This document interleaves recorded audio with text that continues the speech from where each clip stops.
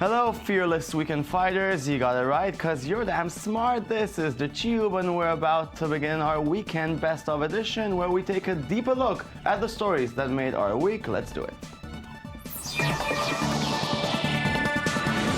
With me to find our way in this week's labyrinth are Gabi Tartowski, I24 culture correspondent, and Shai Ringel, I24 news tech correspondent. Good evening, dudes. How was your week?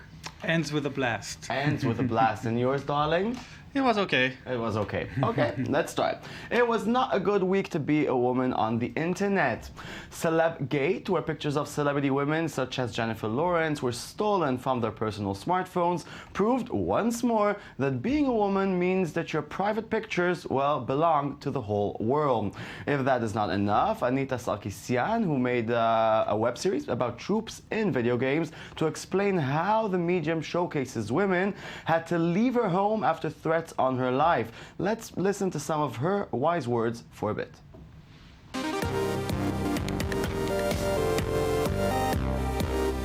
In our last video, we discussed the concept of sexual objectification and looked at a specific subset of non-essential female characters, which I classify as non-playable sex objects. In this episode, we will expand our discussion of the women as background decoration trope to examine how sexualized female bodies often occupy a dual role as both sexual playthings and the perpetual victims of male violence. Are you here for the whore? Are you tapping me? I have your money. Let her go! No! Take it up with Cesare! The use of sexual or domestic violence as a form of scaffolding to prop up dark and edgy environments has become a pervasive pattern in modern gaming. Well, if it isn't the long-lost Andrew Ryan. Come here, tiger. Well, Shai, shortly explain the story about Anita Sarkeesian?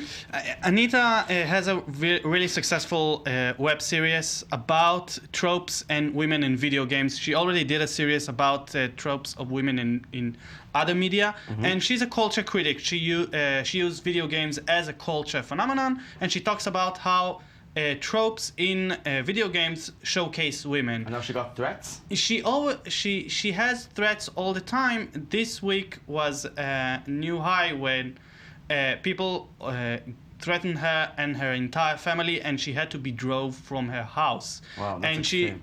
She posted images of people and their threats, and you can see pages of people saying things like, I will drink your blood and I will murder your entire family. And those reactions from video gamers, I think, says something not only about the industry but about women in media. And when I say, and I connect that to the CelebGate story, which I think says a lot about what it means to be today women in media and in the tech world. Because when we think about it, we are sending a message about what we expect from women to be in media. We say to them, if you don't take your clothes on movies and other medias, we will get there. We will see your naked body. Your body belongs to us. If you have any opinion on the matter, like an opinion on women and their how they perform on video games, we will threaten you because you are a threat to our way of living and the way we perceive women. And I think those two stories are connected to each other in a really horrible way because... No, I can see the connection, because my first question is, Gabi, because, okay, the media objectifies by definition, but why only women? Why haven't we seen a male CelebGate photo? Why is the gaming world not degrading to men, some men as well? What's the separation?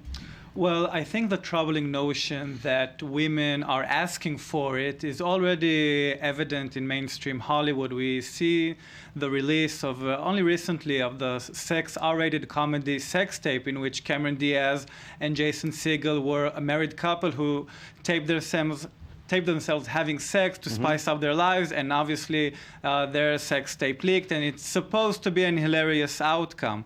So I think there is definitely a notion of women as sex-starved and men as dumb and stubborn. I think it has to do with the economy.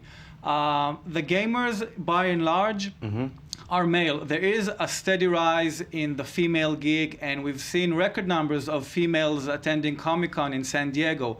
But still, it's a man's world, and everything that we see in society is also evident online and in the game world. We are optimistic to think that the internet is a separate public sphere, or it's a different public sphere than the fact that we interact in real life. But it's actually only intensifies any other stereotype that also already is in the culture. I don't know, I think that the internet has the potential to be the first actual equal platform to men and women, not like Hollywood, which is also very male dominant, and not like gaming, which is also male dominant because it's just the way it started. Yeah, I agree with you. And we also, like you said, we have to remember that people who made the first games were male, and it's still a very male dominant area. And even though there are women who are now gamers and it's increasing, it's still perceived as a male genre. And because of that, people like Anita are a threat to the entire game world. But they will change the gaming industry. People like Anita, we have to move on. Let's move on. Okay. Everybody wants you to have a computer screen directly into your eyes. Google still believes in Google Glass, and as we saw earlier this week, new apps developed by third parties, such as this emotion detector now on your screen, are testing the new boundaries between, well, groundbreaking and absolutely creepy. In the meantime, Samsung introduced their new virtual machine headset, where you can play games with your eyes and see through videos for a real augmented reality experience. Is our culture about to be changed by glasses? We'll answer this question right after this following video, in which Oxford University researchers present smart glasses that help the visually impaired see the world in a brand new way. We've been working on a project for the last couple of years, funded by the Department of Health, to build a pair of glasses that can make use of the remaining sight that registered blind people have. It has a camera and a display. The camera picks up the three-dimensionality of objects nearby, and we can turn that into a bright, easy-to-see display and put that onto the inside, basically inside a pair of glasses. I can't see it. Oh, yes. Wow. Yep. So let's have a look. Oh, I can see your face. Your camera. Very nice. Make it my face. Wow, yeah. No. I felt rather like, Geordie LaForge of Star Trek or one of the X-Men or something. It was like sudden extra layer of vision coming down over what I was seeing. Lovely, innit? Okay, Gabi, so why is Silicon Valley so obsessed with shoving a computer to our faces? Well, I think its obsession is futile, because we embrace technology as being the most minimalistic thing ever. We wish that our camera would be as small as possible, that our computers will be as small as possible. And this is one obsession that personally I can't relate to, and I can't really understand how come, because it seems so futuristic, it's old-fashioned. It looks like a virtual reality helmet from the early 90s, something from the Laser Quest era. I think it's just a matter of complete domination. We want to turn the man into a machine. We already perceive our reality like machines, like robots. We already function on automatic functions that we operate without even thinking about it. But this gives the cherry on the top, to basically have you as a robot. Well, basically what you're saying, it's all about the design and elegance of it before you as well will put glasses or a little chip on your glasses and be part of the system. Yes, I think it's a major factor. I think that the technology needs to get better. It needs to be less threatening. This seems like a heavy equipment. It's obviously a disturbance to everyone who is around you. You don't really understand what the man who is putting on the Google Glass is experiencing, and even if it reads your own facial expressions, it seems a little bit like an invasion of the privacy which you don't want to have. But Chai, is this the future? Are everybody going to be with their own personal computer on their eye? If you asked me a year ago, I would say yes. After a year of Google Glass and seeing how people react to it, I have to say that I'm in a little doubt right now, because people, as Gabi said, can't really understand what you are seeing, and this is scary, and this scared them. And we are seeing now a backlash against things like Google Glass. Let's, if we talk about virtual reality, because it's a very different experience, it's not supposed to be on you in the entire time. It's a very entertainment experience, unlike Google Glass. But Google Glass, and the fact that Silicon Valley is really obsessed about putting things inside our eyes, is now a thing that is getting a lot of backlash, because people are saying, okay, this is kind of scary that you're filming me the entire time. That but might they win anyway? They put all the money. Can they brainwash everybody? So it won't be a year, it'll be 5 years. No, listen, there's a genre of this thing called biohack, which means that we as a people can put computers inside our bodies. We can put chips here under the skin, and we can, there are a lot of gross things. And this genre is like, celebrates 20 years of trying to put things and inside. It just didn't happen. It just didn't happen. It's only for the very, very, very few people who will willing to take the risk. And we are seeing a backlash. People don't want to be robots. Maybe there'll come the company that will convince everybody that it's a good thing. But as we speak, Google Glass is not doing that. And our children will be robots. Probably. No doubt. Let's move on. Amazon is at it again. They have introduced the third round of pilot season for the audience to choose from. So far, this unique method of scripted series production has not produced a huge hit. Netflix, on the other hand, was completely snubbed at the Emmy Awards, as web favorite House of Cards and Orange is the New Black walked away empty-handed.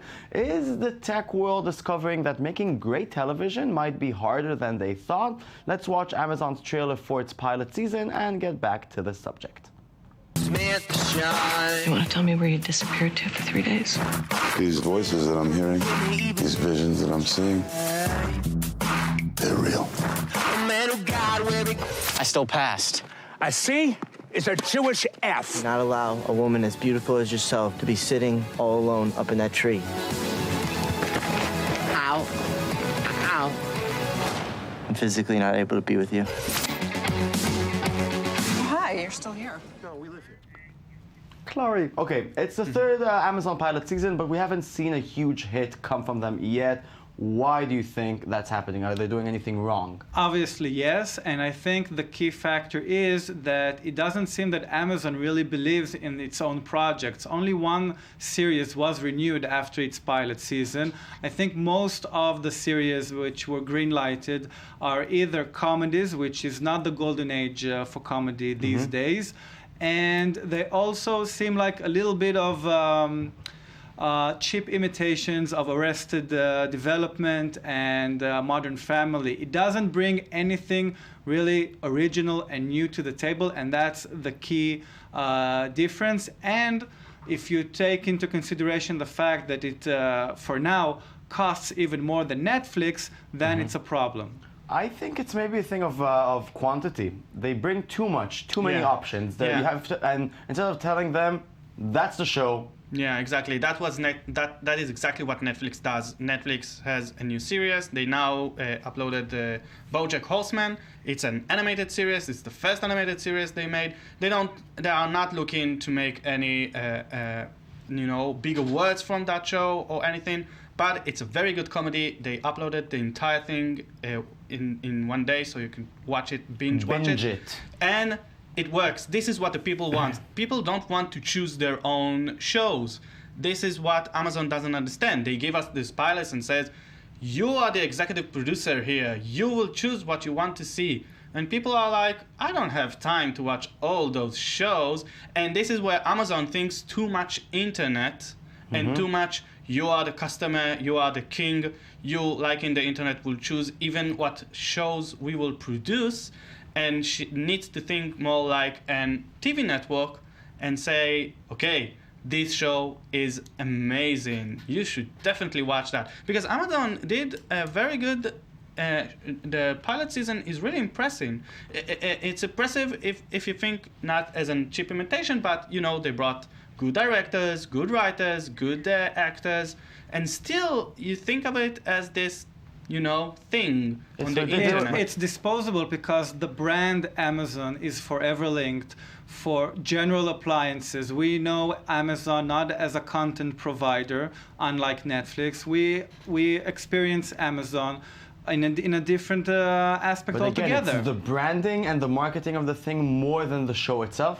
I think largely yes, but it still has a lot to do in content as well. And I think when you see all those familiar faces now on Amazon Studios, you get a sense that they were basically cut off from a Netflix original series. I understand. We have to finish. Thank you very much for talking with me tonight. Thank you at home. Log on to our Twitter and our Tumblr. It's YouTube24. And always remember, I'll be here on Monday. Goodbye.